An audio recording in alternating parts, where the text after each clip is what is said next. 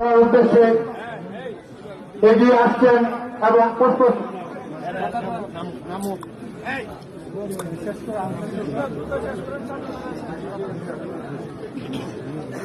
এখন আমি কেন্দ্র প্রেস ক্লাবের সভাপতি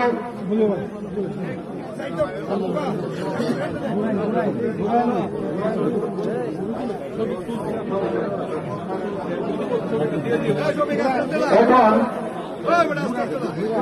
কেন্দ্র প্রাথমিক শিক্ষক সমিতির